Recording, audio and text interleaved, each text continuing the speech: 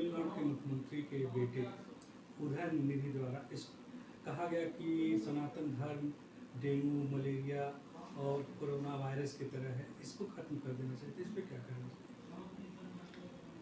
जहाँ संस्कृति नाम की कोई चीज़ नहीं है, जिनको यही नहीं पता कि वो रहते कहाँ हैं, वो व्यक्ति कुछ भी बोल सकता है और जो ऐसा बोलता है वो खुद में ख़त्म हो जाएगा।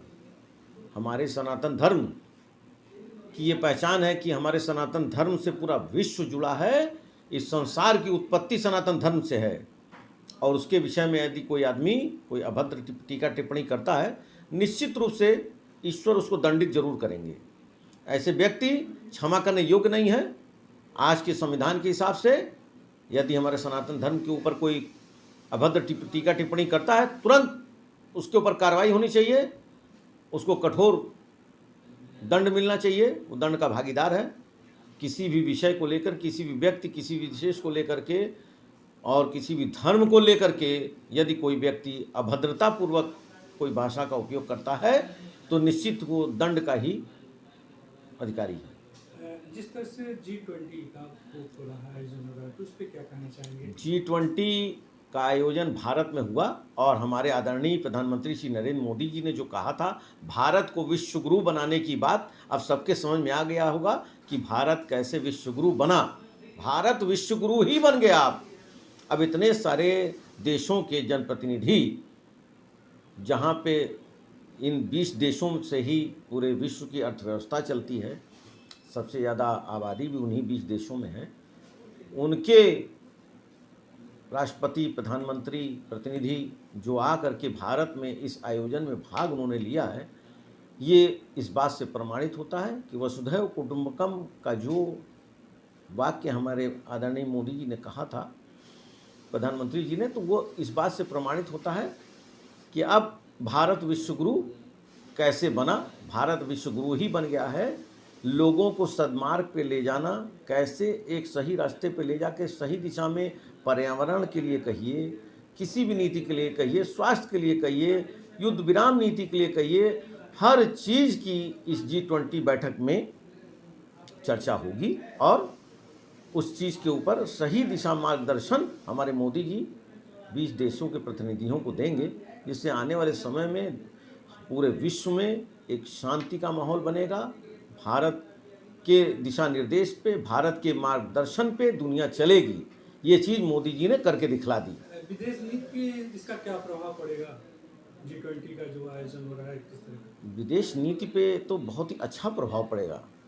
जो लोग आए, जिन्होंने हमारे देश में आने के लिए सहर्ष स्वीकृति दी, उनके मन में निश्चित ही बड़ा आदर होगा भारत के लिए। वो मानते होंगे कि भारत एक ऐसी बड़ी अर्थव्यवस्था बन चुका है कि जिससे जुड़ करके चलना उनके लिए अब एक आवश्यक कार्य हो गया है।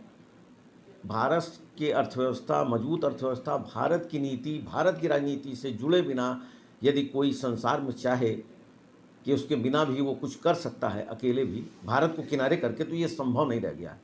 जिस तरह से पाकिस्तान और चीन में इसका क्या रूप होगा, इस तरह का? देखिए, पाकिस्तान तो एक बदहाल देश है, जिसके देश में कभी कोई सही नीति रही ही नहीं। अनादिकाल से, जब से पाकिस्तान बना, जब से पाकिस्तान का जन्म हुआ, तब से ये बात प्रसिद्ध है, पाकिस्तान के राष्ट्रपति, पाकिस्तान के प्रधानमंत्री जब अपने कार्यकाल को पूर्ण करने की ओर आते हैं, उनको किसी न किसी रूप में फंसा करके जेल, तमाम प्रकार के अभियोग लगा करके उनकी ज़िंदगी बर्बाद कर दी जाती है। ये सबके साथ होता चला आया है। ठीक है, तो पाकिस्तान की क्या बात करेंगे? वो एक देश है क्या? वो आतंकवादी देश है। पाकिस्तान का क्या हाल सुधारेंगे हम लोग मिलकर के? जो आतंकवादी, उसका कोई हाल सुधार सकता है क्या? वो तो उसका पेशा ही आतंकवाद है, उसके पास तो और कोई मुद्दा नहीं था। और जैसे उसका आतंकवाद पे विराम मोदी जी ने लगवाया, तैसे वो देश कंगाल हो गया। अब देख रहे हैं ना, मोदी जी के 9 साल के कार्यकाल के दौरान जितनी दुर्दशा पाकिस्तान की हुई है, उतनी किसी देश की नहीं हुई। मोदी जी ने ऐसा विराम लगाया आतंकवाद पे कि उनकी सारी एक्टिविटी बंद हो गई। चाइना पे क्या कहना चाहेंगे? चाइना देश, चाइना तो खुद मजबूर है इस चीज़ को देख करके, भारत के इस प्रभुत्व को देख करके खुद मजबूर है। उसको लग रहा है कि एक बहुत बड़ी अर्थव्यवस्था अब उसके ऊपर हावी है। भारत के की जो अर्थव्यवस्था है अब उसके ऊपर हावी पड़ रही है। कितना सामान वो हमारे देश को एक्सपोर्ट किया करता था, लगभग 90% हमारे देश में इंपोर्ट चाइना से हुआ करता था, जिसको हमारे आदरणीय प्रधानमंत्री नरेंद्र मोदी जी ने आकर के इतना उद्योग को विकास कराया, इतना उद्योगों का विकास कराया कि अब चाइना से इंपोर्ट जो है हमको लगता है घट करके 25% रह गया होगा। और भारतीयों में वो ललक जगाई जो सन 1947 में आज़ादी के पहले अंग्रेजों के प्रति भारत में लोगों का विरोध रहा करता था कि विदेशी सामान छोड़ो, विदेशी नहीं अपनाना है। उसी तरीके से लोगों में एक जागरूकता आ गई कि हमको चाइना का सामान नहीं इस्तेमाल करना, हमको अपने देश में बना हुआ सामान इस्तेमाल करना। देखा जा रहा है कि बाजार में चाइना का सामान बहुत ज़्यादा बिकता है। नहीं, देखिए ऐसा है कि बाजार में चाइना के सामान की तुलना आप ना करें, भारत के सामान को भी देखिए। अगर आप परसेंटेज के हिसाब से देखें तब आपको समझ में आएगा कि भारत में चाइना थोड़े बहुत हल्के फुल्के इलेक्ट्रॉनिक आइटमों तक सीमित होकर के रह गया है। उसकी तो मजबूरी हो गई, उसकी देश की स्थिति डामाडोल हो रही है कि भारत में अगर वो एक्सपोर्ट ना करे तो कौन सी कंट्री में वो एक्सपोर्ट करे। हर कंट्री अपना सामान बनाने के लिए सक्षम है और कर रही है। रूस, कोरिया, जापान, अमेरिका, सब देश तो अपना अपना सामान अपने अपने देश में उत्पादन कर रहे हैं। कौन देश चाइना से इतना ज़्यादा इंपोर्ट करता था? नहीं, कोई नहीं करता था। इंडिया को हमारे पूर्व की जो सरकार थी कांग्रेस की, इंडिया को एकदम लचर व्यवस्था बना करके उसने छोड़ दिया था। इंडिया को चाइना के हाथों एक समझिए कि कठपुतली बना दिया था कि सामान कोई भी इंडिया में यूज़ करना है सब चाइना से आएगा। हमारे देश की अर्थव्यवस्था कितनी कमज़ोर हो चली थी। आज 9 साल में ही मोदी जी ने देश को कम से कम 50 साल आगे कर दिया है और उनका ये संकल्प है कि सन 2043 तक भारत सबसे बड़ी अर्थव्यवस्था बन करके उभरेगा। ये संकल्प, ये काम सिर्फ और सिर्फ भारतीय जनता पार्टी कर सकती है। उसमें भी जो सबसे अच्छा काम कर सकते हैं वो है हमारे आदरणीय श्री प्रधानमंत्री नरेंद्र मोदी जी, जिनका पूरा विश्व में आदर होता है। हम भारतवासी आदर करते हैं, जो सच्चा भारतवासी है वो आदर करता है। हम अनादिकाल से भारत माता की जय का नारा लगाते चले आए हैं। ये एक अंग्रेज जो हमारे देश को एक उल्टा सीधा नाम देकर के चलेगा इंडिया, तो अब इंडिया के नाम से भारत जाना जाएगा। इंडिया वर्सेस भारत ये चल रहा है, तो क्या कहना चाहेंगे? मैं ये कहूँगा, हम हिंदू हैं, हम भारतवासी हैं। हर वो व्यक्ति जो भारत का रहने वाला है वो भारत के ही नाम से भारत को पुकारे और जाने और पहचान कराए, पहचाने। ये इंडिया का नाम कहीं से सूट नहीं करता, कहीं से भी भारतीय संस्कृति पे इंडिया नाम का कोई भी ठप्पा नहीं लगाना चाहिए। भारत के नाम से ही हम लोग भारत को जाने और भारत ही भारतवासी हैं।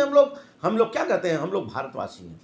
तो भारतवासी तो भारत के नाम से पुकारेंगे। सभी संगठनों पे जैसे रिजर्व बैंक ऑफ इंडिया लिखा है, तो उसमें क्या ये सब चेंज हो जाएंगे, भारत लिखा जाएगा? कोई दिक्कत नहीं है, ये तो बहुत अच्छी बात है। हम अपनी संस्कृति पर पूरी तरह अधिकार पाएंगे, हम अपनी संस्कृति को पूरी तरह फैलाएंगे। ये क्या बुराई है? उसमें कोई बुराई नहीं है अगर रिजर्व बैंक ऑफ इंडिया को रिजर्व बैंक ऑफ भारत कर दिया जाए। देखिए, कभी भी कोई केंद्र से राजपत्र जारी होता है तो भारत सरकार का राजपत्र लिखा हुआ होता है, उसमें इंडिया का राजपत्र लिखा हुआ नहीं होता है। भारत सरकार द्वारा जारी राजपत्र।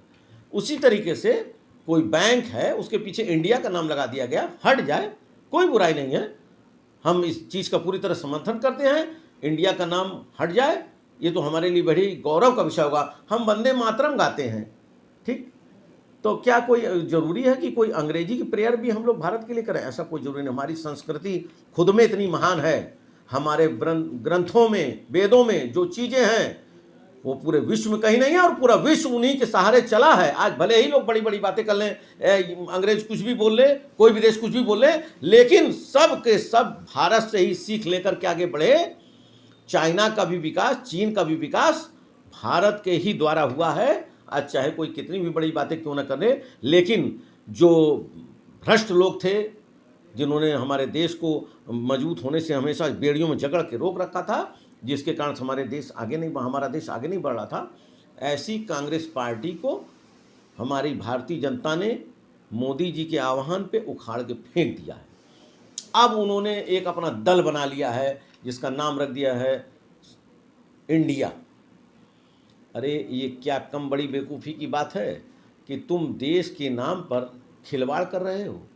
ये कोई ज़रूरी था कि तुम अपने दल का नाम, जो जितने भी संगठन मिले हैं, सब पार्टी मिली है, सब अपना मिल करके एक ऐसा दल बनाए जिसका नाम इंडिया ही रखना जरूरी था? कुछ और भी नाम रख सकते थे। उनका तो चरित्र ही ऐसा है कि वो देश के नाम को मजाक बनाना चाहते हैं। हम सबकी चलने उलने वाली नहीं है, ठीक है। इस चीज़ के लिए हमारा देश सदैव तत्पर रहेगा। अब जनता जागरूक हो रही है, अब जनता जागरूक हो रही है, वो स्वयं पहचान रही है, सही गलत का फर्क महसूस कर रही है। ये G20 शिखर सम्मेलन करा करके हमारे प्रधानमंत्री जी ने जितना बड़ा गौरव और सम्मान दिया है, जिसकी कोई तुलना नहीं कर सकता। पूर्व की सरकारों में इसके लिए किसी ने कोई प्रयास कभी किया ही नहीं था।